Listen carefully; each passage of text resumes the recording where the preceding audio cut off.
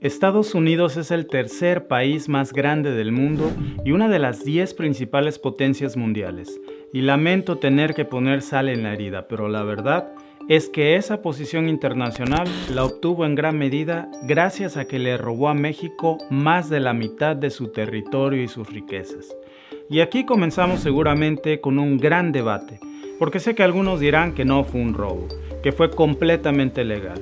Pues en este video te voy a demostrar con evidencias claras que la cesión de más de la mitad del territorio mexicano fue totalmente ilegal, al punto que el propio Abraham Lincoln denunciara ante el Congreso estadounidense el despojo que se le estaba haciendo a México. Pero vayamos a lo más importante. ¿Cómo fue que Estados Unidos le robó más de la mitad de su territorio a México? ¿Cuáles fueron los errores que cometieron en las letras chiquitas que hacen que ese tratado se vuelva ilegal actualmente? Y si es ilegal, ¿qué pasaría con todos los mexicanos que viven ilegalmente en Estados Unidos? ¿Y qué tendría que hacer México para recuperar de vuelta todo lo que le fue robado? En este video te lo voy a decir. Yo soy Víctor y esto es The Mexican Family.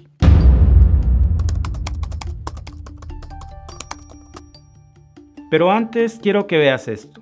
Todo lo que ves en amarillo era el mapa del virreinato de la Nueva España en 1810, justo en el año en que iniciaba la independencia de México.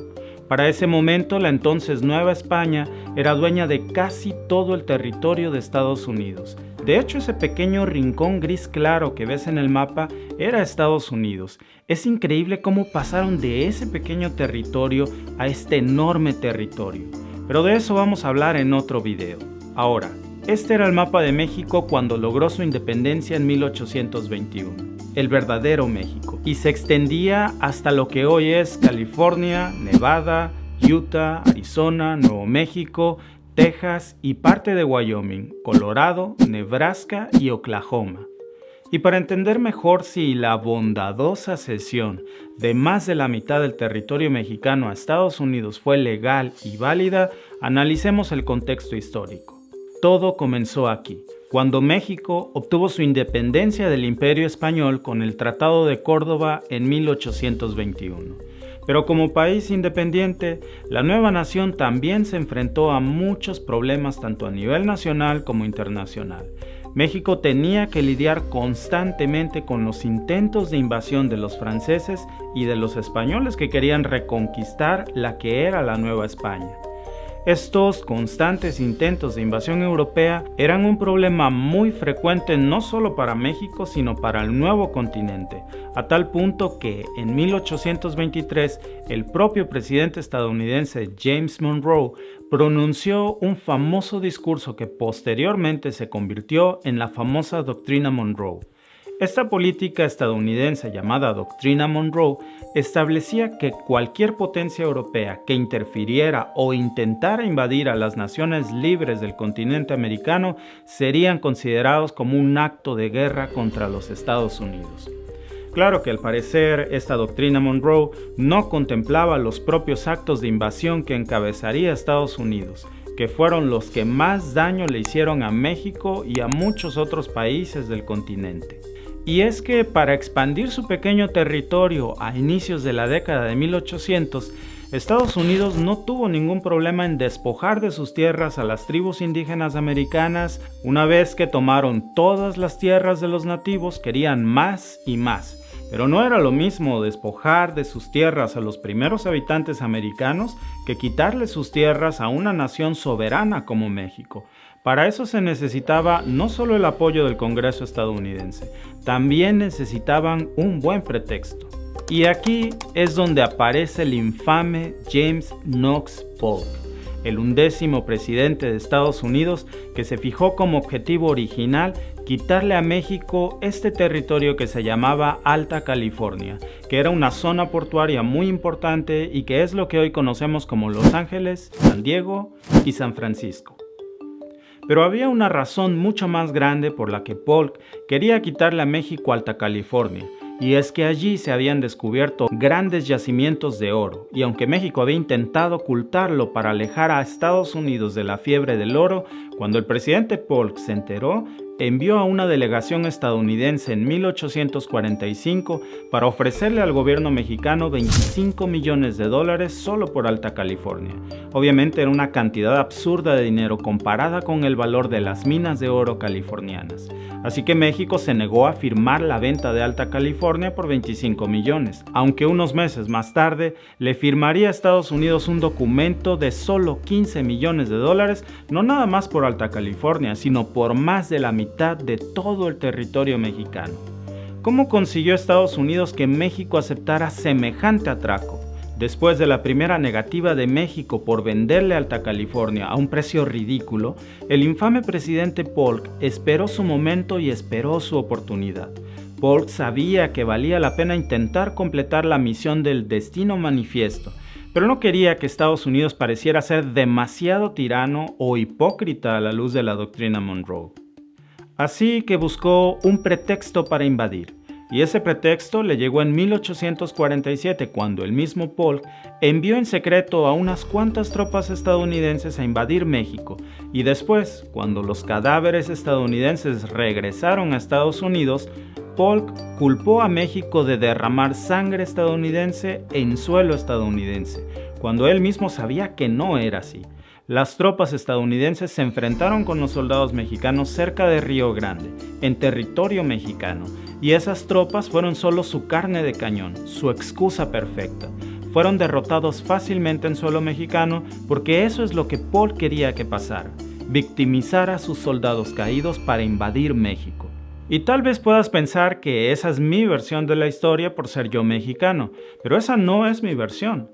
Esas fueron las mismísimas palabras de Abraham Lincoln, que acusó desde el Congreso al presidente Polk de iniciar una guerra entre México y Estados Unidos bajo falsos pretextos. Y aquí te dejo muchas de estas evidencias del Congreso estadounidense que lo pueden probar.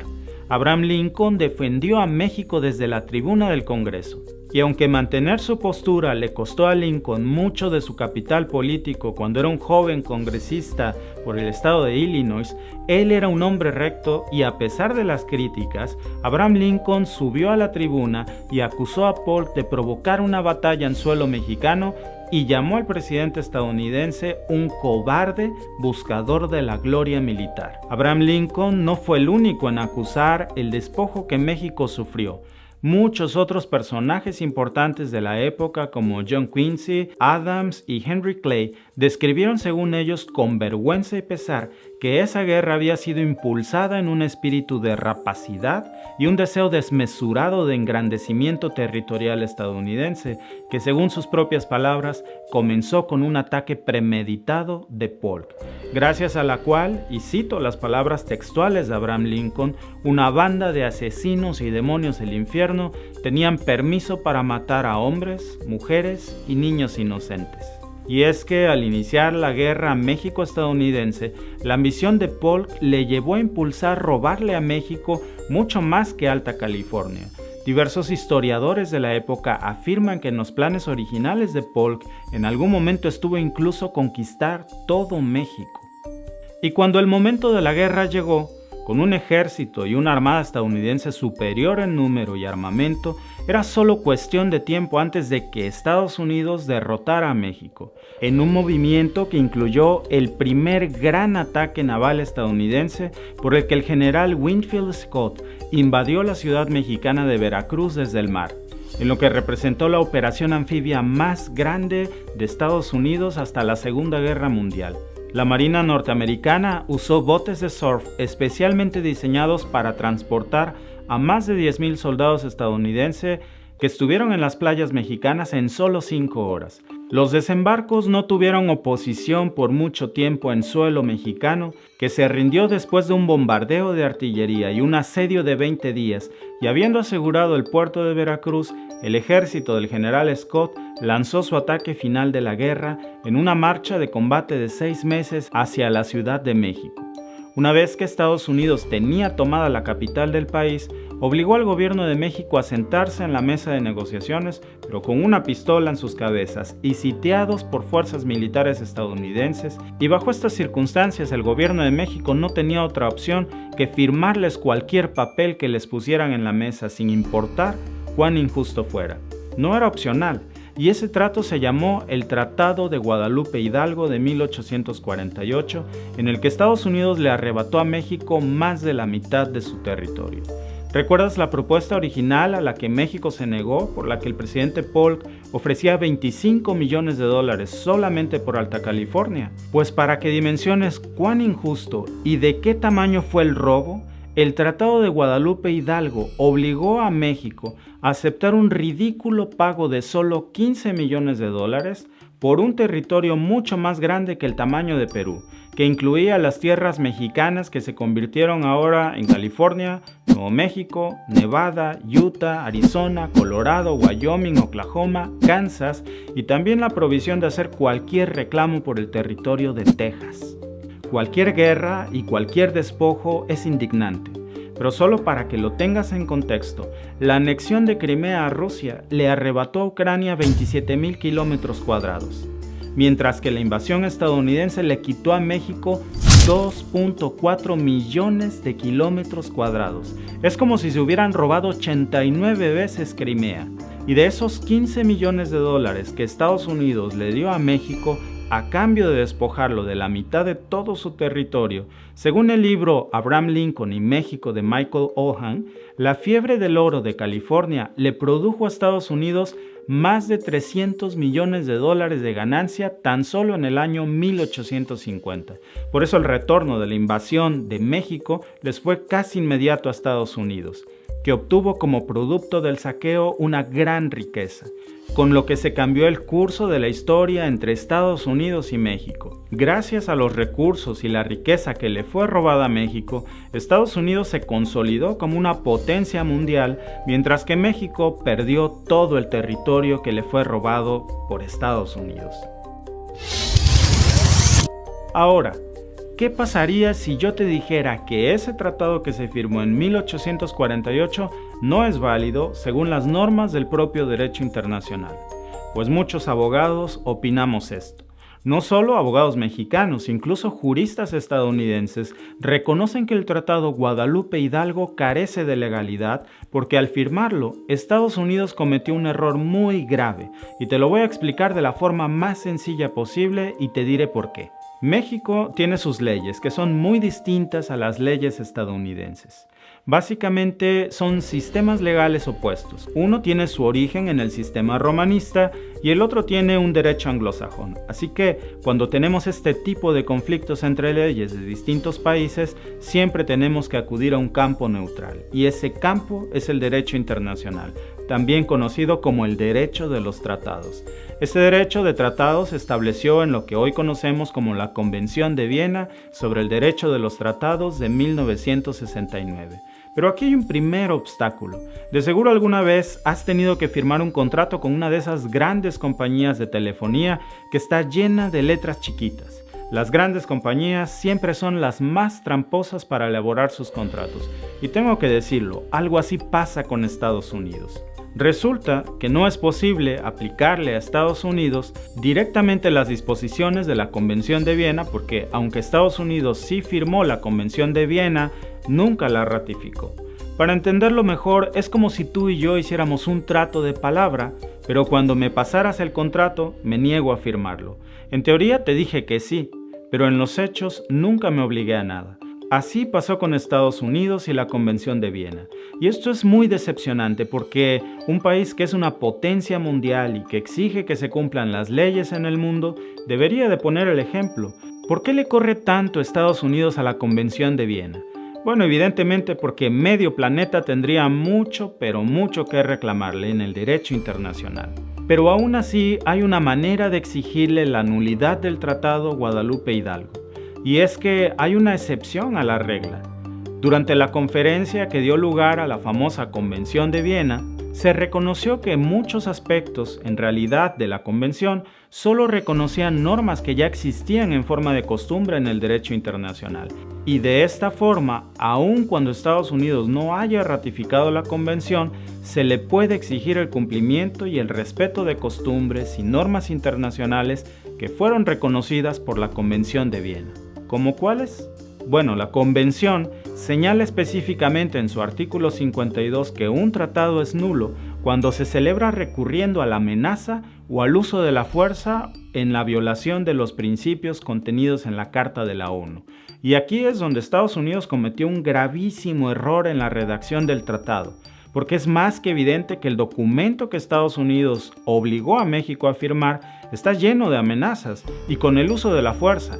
Desde su segundo párrafo comienza citando las calamidades de la guerra y en su artículo 3 prácticamente condiciona que la única manera de que Estados Unidos retiraría todas sus tropas y liberaría los puertos y las aduanas mexicanas era una vez que México ratificara ese contrato leonino. Fue como un secuestro y el pago del rescate era la cesión de más de la mitad del territorio mexicano a manos estadounidenses. Por eso es evidente que de aplicarse el artículo 52 de la Convención de Viena, todo lo que Estados Unidos le robó a México mediante ese acuerdo sería nulo. Pero para poder reclamar la nulidad del Tratado Guadalupe Hidalgo, forzosamente tendría que hacerlo el Estado mexicano a través del Poder Ejecutivo. Es decir, no es una demanda que tú y yo podamos hacer, sino que tendría que hacerla el presidente de México. Pero para no meternos con tecnicismos, solo tengo que aclararte algo.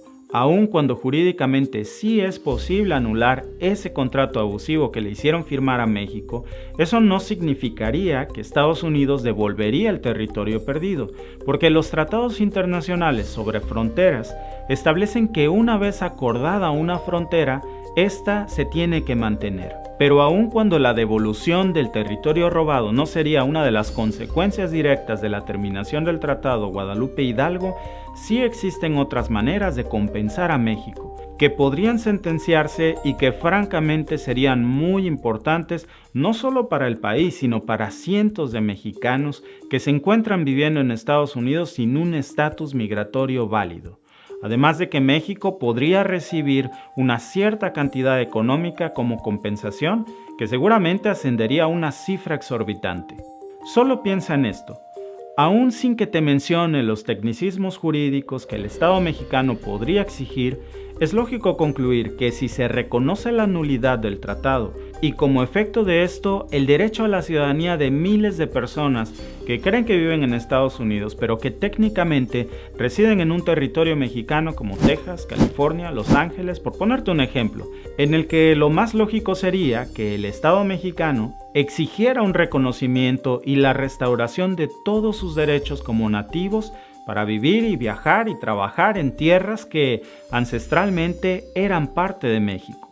Y todo esto no sería un regalo ni una concesión, francamente sería un derecho internacional y una demanda justa para reivindicar la historia de la agresión a México y al saqueo de su territorio. Así como en su momento Estados Unidos tuvo que reconocer sus errores en contra de la esclavitud y el racismo contra los afroamericanos o en contra de la matanza y represión racista de los indígenas americanos. Para nosotros los mexicanos, esta sería la oportunidad de una reconciliación histórica con los territorios que alguna vez fueron nuestros y aunque nunca los veremos de vuelta, al menos podríamos exigir el reconocimiento al derecho de vivir dentro de sus tierras para cientos de mexicanos, miles de mexicanos a los que se les llama ilegales en una tierra robada. Gracias por vernos. Si te ha gustado este clip, síguenos en vivo para ver nuestro programa completo de lunes a viernes en nuestros canales de YouTube y Facebook. Suscríbete, comparte con tus amigos y déjanos tus comentarios. Te esperamos en vivo.